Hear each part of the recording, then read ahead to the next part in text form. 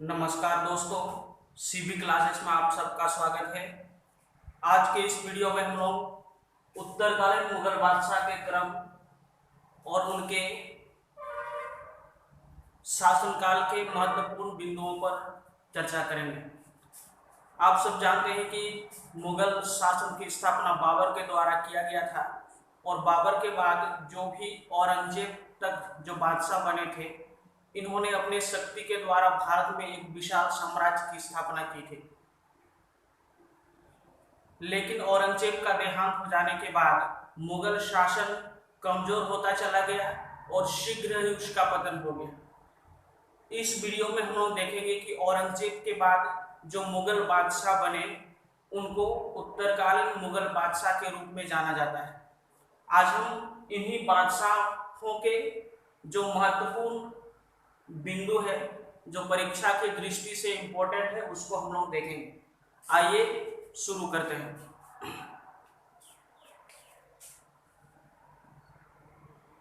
उत्तरकालीन मुगल बादशाह में जो प्रथम बादशाह बने थे वो बहादुर शाह प्रथम थे। बहादुर शाह प्रथम, जिनका शासनकाल 1707 से 1712 ईस्वी तक था। 1707 से 1712 ईस्वी तक। बहादुर शाह के बाद कौन बना? बहादुर शाह के बाद जहांदार शाह बना और जहांदार शाह का शासनकाल 1712 से 13 तक था। 1712 से 13 तक था।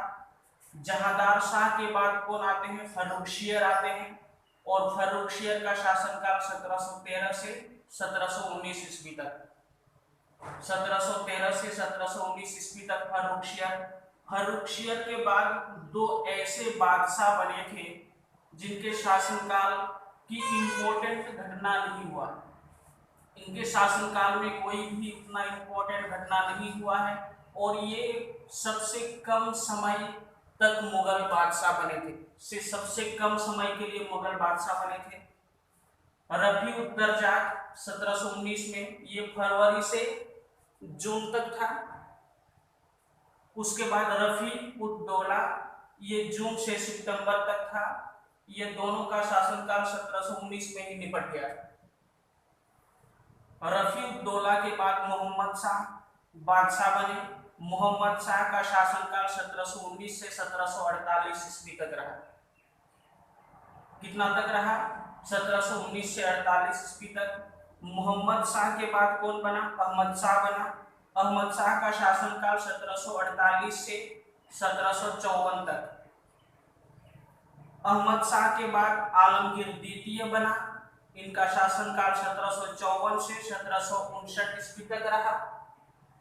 आलमगीर के बाद शाह आलम द्वितीय बना। 1759 से 1806 ईस्वी तक इनका शासनकाल रहा। शाह आलम द्वितीय के बाद अकबर शाह द्वितीय बना। 1806 से 1837 तक इसका शासनकाल रहा।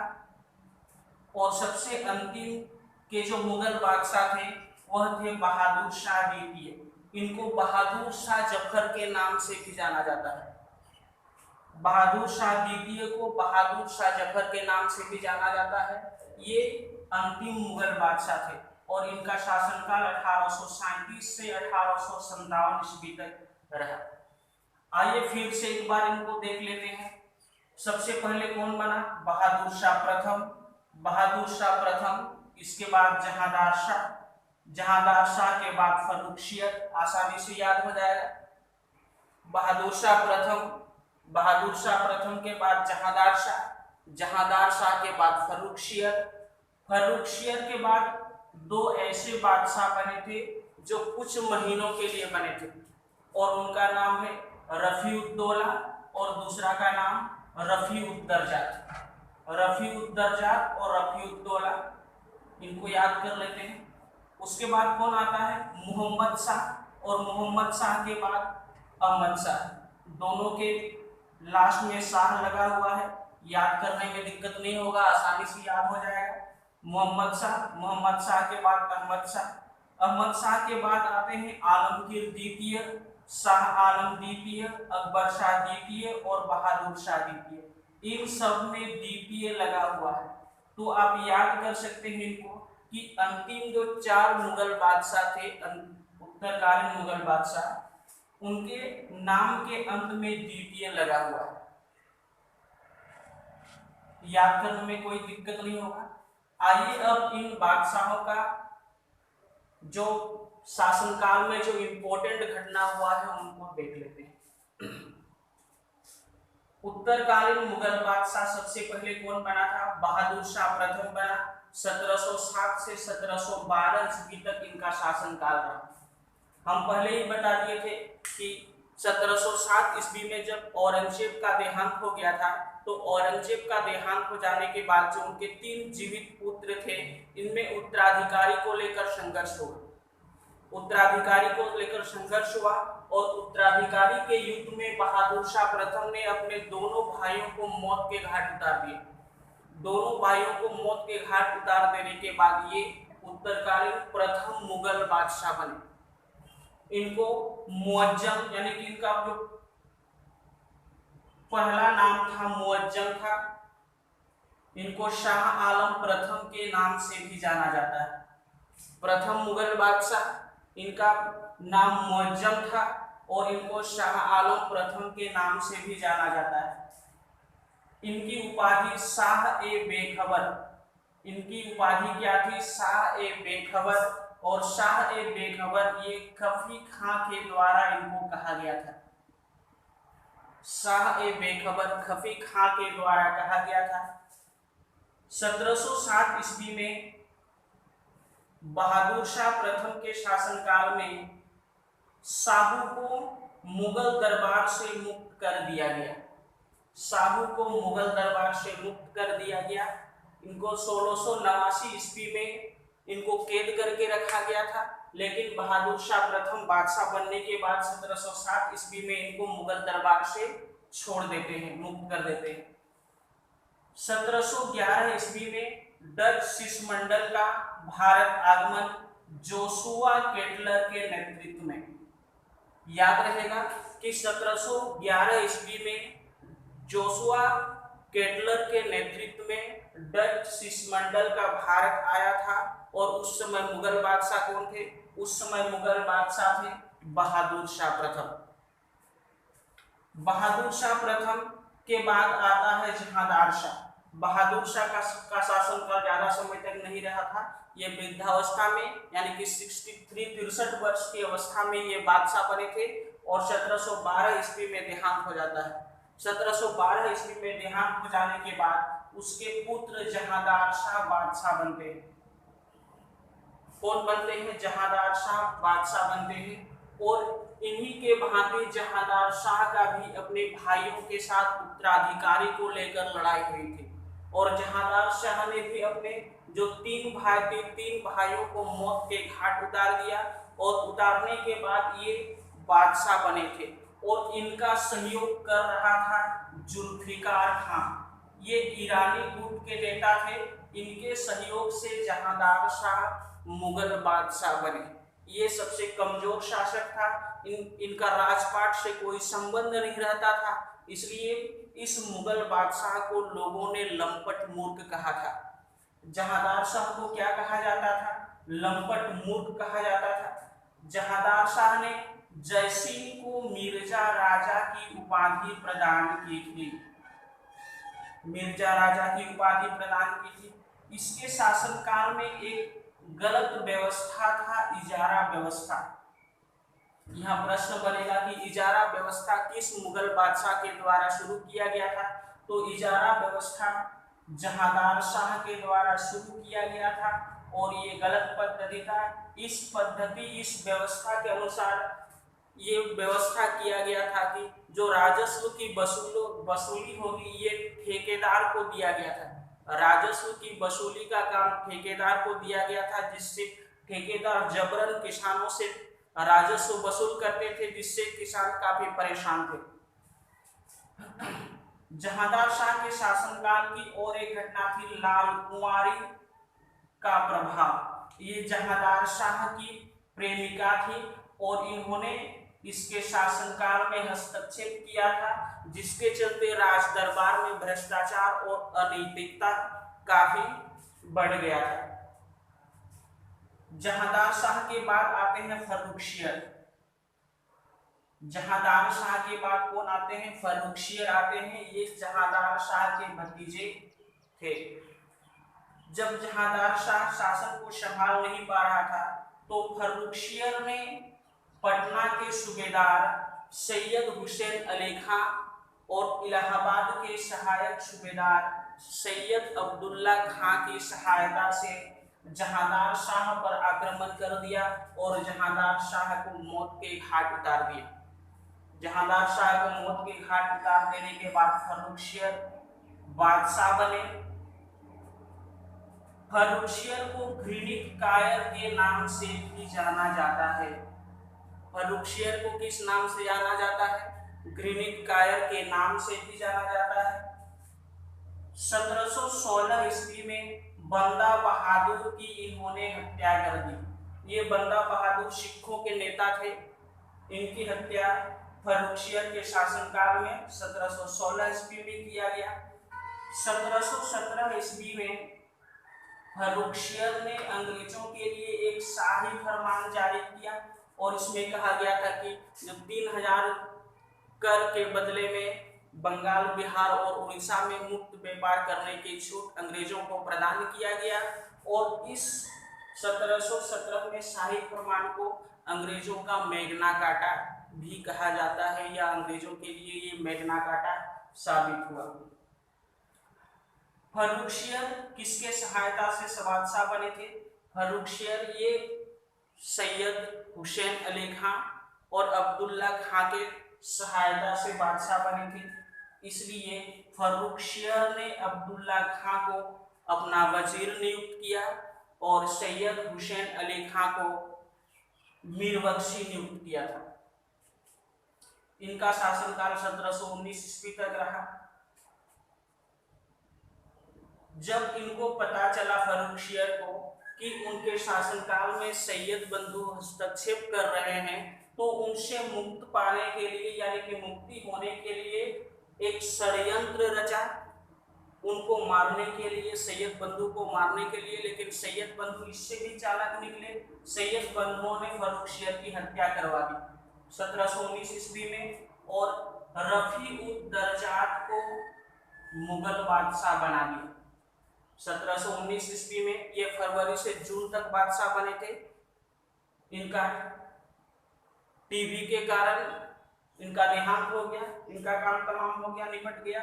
और ये सबसे कम समय तक ये मुगल बादशाह बने थे उत्तरकालीन मुगल शासन के याद रखना। रफी उद दर्जात के बाद बनते हैं रफी उद दौला। रफी उद दर्जात के बाद कौन बनते हैं? रफी उद दौला बनते हैं। और ये जून से सितंबर तक मुगल बादशाह बनते हैं और पेचिश के द्वारा इनका देहांत हो जाता है। पेचिश के कारण इनका देहांत हो जाता है। रफी उद दौला के बाद मुगल बादशाह कौन बना? मोहम्मद शाह बना। ये मोहम्मद शाह भी सैयद बंधुओं की सहायता से ही बादशाह बने थे। मुगल बादशाह मोहम्मद शाह को रंगीला बादशाह कहा जाता है। मोहम्मद शाह को क्या कहा जाता है? रंगीला बादशाह कहा जाता है। और इनका जो बचपन का नाम था, इनका बचपन का नाम था रोशन अख्तर। रोशन अख्तर था। जब ये बादशाह बने तो अपने आप को मोहम्मद शाह के नाम से पुकारा और मोहम्मद शाह नाम से ये गद्दी पर बैठा। ये भी इनको पता चल गया था कि सैयद बंधु ये इनके जो कामकाज में दखल दे रहा है, तो मोहम्मद शाह भी सैयद बंधुओं को हटाना चाहा। उनको पता था कि पहले जो मुगल बादशाह बने थे, उन मुगल बादशाह को सैयद बंधुओं ने किस तरह षड्यंत्र के द्वारा गद्दी से उनको हटा दिया और किस तरह उनकी हत्या करवा दी थी। ये बात मोहम्मद शाह को पूर्ण रूप से पता था और ये समझ रहे थे कि सैयद बंधु मेरे साथ भी वैसा ही करेंगे, मेरा भी हत्या करवा देंगे। तो मोहम्मद शाह ने सैयद बंधुओं की हत्या कर दी। सैयद बंधुओं की हत्या कर दी। इसको इतिहास में सैयद बंधुओं को किंग मेकर के नाम से भी जाना जाता है। सैयद बंधुओं को इतिहास में, मुगल कालीन इतिहास में किसके नाम से जाना जाता है? किंग मेकर के नाम से जाना जाता है। मोहम्मद शाह के शासनकाल में ही बंगाल, बिहार और उड़ीसा स्वतंत्र हो गया और इसकी स्थापना या इनका शासक कौन बना? मुर्शिद कुली खां।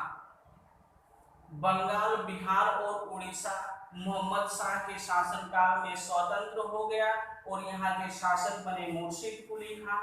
अवध भी स्वतंत्र हो गया, अवध सादत खां के नेतृत्व में स्वतंत्र हुआ और दक्कन भी स्वतंत्र हो गया। दक्कन निजामुल मुल्क ने दक्कन को स्वतंत्र करा लिया, किससे? मुगल बादशाह थे। नेक्स्ट, 1739 ईस्वी में नादिर शाह ने भारत पर आक्रमण किया। किसके शासनकाल में किया? मोहम्मद शाह के शासनकाल में किया। नादिर शाह को ईरान का नेपोलियन कहा जाता है। ये भेड़ बकरी चलाने वाला था और भेड़ बकरी चलाते ये वहाँ के जो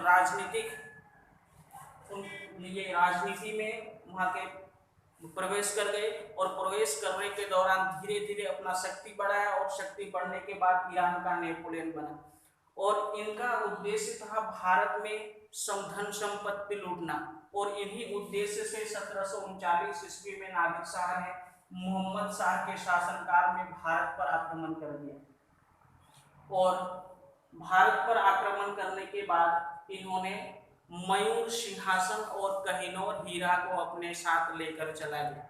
यहाँ एक प्रश्न बनेगा कि मयूर सिंहासन पर बैठने वाला अंतिम मुगल बादशाह कौन था? तो मयूर सिंहासन पर बैठने वाला अंतिम मुगल बादशाह कौन था? मोहम्मद शाह था। चूंकि मोहम्मद शाह के शासनकाल में ही नादिर शाह ने 1739 ईस्वी में आक्रमण कर दिया और मयूर सिंहासन, कहिनौर हीरा और लगभग 70 करोड़ की धनराशि भारत से लेकर वापस चला गया। मोहम्मद शाह के शासनकाल में एक उत्सव चलाया गया था जिसका नाम था फूलवालों की सैर। याद रहेगा, फूलवालों की सैर किसके शासनकाल में चलाया गया था? मोहम्मद शाह के शासनकाल में चलाया गया था। नेक्स्ट, सैयद हुसैन अली खां एवं सैयद अब्दुल्ला खां को किंग मेकर कहा गया। हम पहले ही पढ़ चुके हैं कि फर्रुखशियर को इन दोनों ने बादशाह बनाया और फर्रुखशियर से लेकर मोहम्मद शाह तक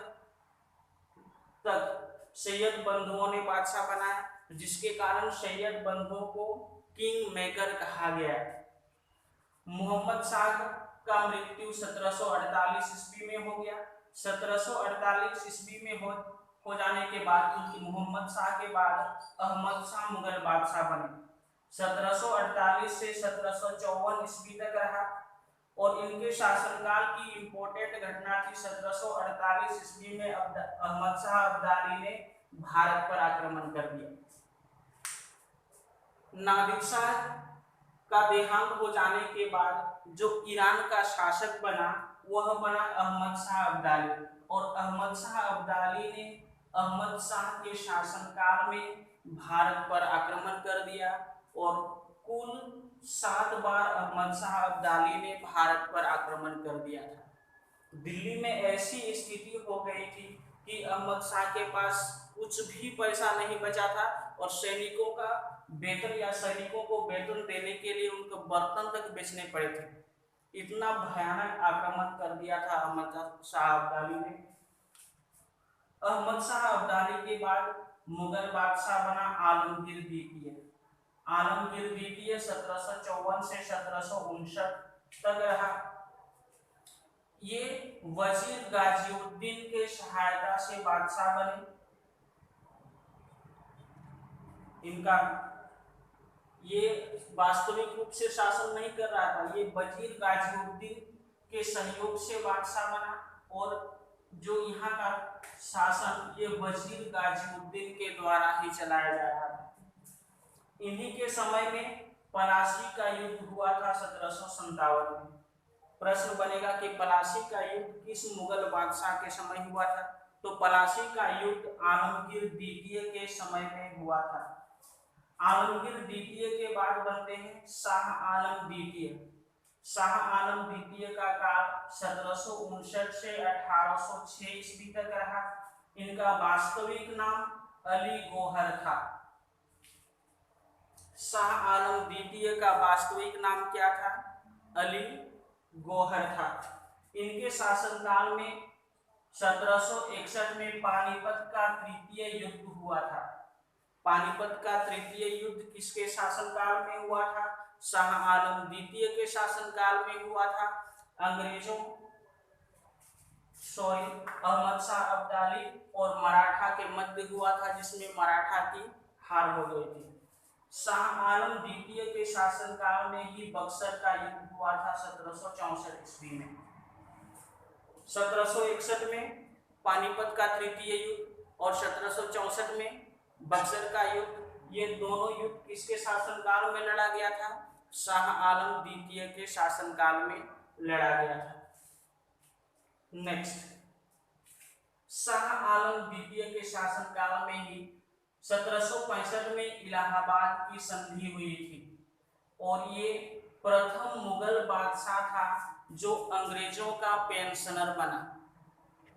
प्रश्न बनेगा कि प्रथम मुगल बादशाह कौन थे जो अंग्रेजों का पेंशनर बना? तो अंग्रेजों का पेंशनर बनने वाला प्रथम मुगल बादशाह कौन था? शाह आलम द्वितीय। शाह आलम द्वितीय का मृत्यु 1806 में हो जाता है और इसके बाद बादशाह बनते हैं अकबर शाह द्वितीय। अकबर शाह द्वितीय 1806 से 1837 ईस्वी तक, और अंग्रेजों के संरक्षण में मुगल बादशाह बनने वाले ये प्रथम व्यक्ति थे। अंग्रेजों के संरक्षण में मुगल बादशाह कौन बना था? सबसे पहले अकबर शाह द्वितीय बना था। नेक्स्ट, 1835 ईस्वी में मुगल टकसाल को बंद कर दिया गया।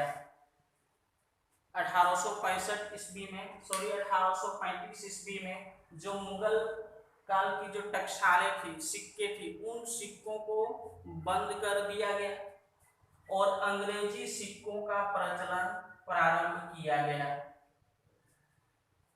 अंग्रेजी सिक्कों का प्रचलन प्रारंभ किया गया। अकबर शाह द्वितीय के द्वारा राजा राममोहन राय को राजा की उपाधि प्रदान की गई थी। इनको पेंशन नहीं मिल रहा था। पेंशन नहीं मिलने के कारण राजा राममोहन राय को इन्होंने राजा की उपाधि प्रदान की और इनको इंग्लैंड जाने के लिए कहा और इंग्लैंड में इनको जाने के लिए कहा ताकि इनको पेंशन मिल सके। अकबर शाह द्वितीय के बाद कौन आया? बहादुर शाह द्वितीय। बहादुर शाह द्वितीय या इनको बहादुर शाह जफर के नाम से भी जाना जाता है। ये अंतिम मुगल बादशाह थे। इनका शासनकाल 1837 से 1857 ईस्वी तक रहा। ये अंतिम मुगल बादशाह बने। इनको बिना ताज का बादशाह भी कहा जाता है, क्योंकि उसमें मुगल शासन खत्म हो गया था। इनको नाम मात्र के लिए बादशाह बनाया गया था, इसीलिए इनको बिना ताज का बादशाह भी कहा जाता है। 1857 की क्रांति में बहादुर शाह जफर ने भाग लिया था, जिसके कारण अंग्रेजों ने इसको गिरफ्तार करके रंगून भेज दिया। अंग्रेजों ने गिरफ्तार करके रंगून भेज दिया।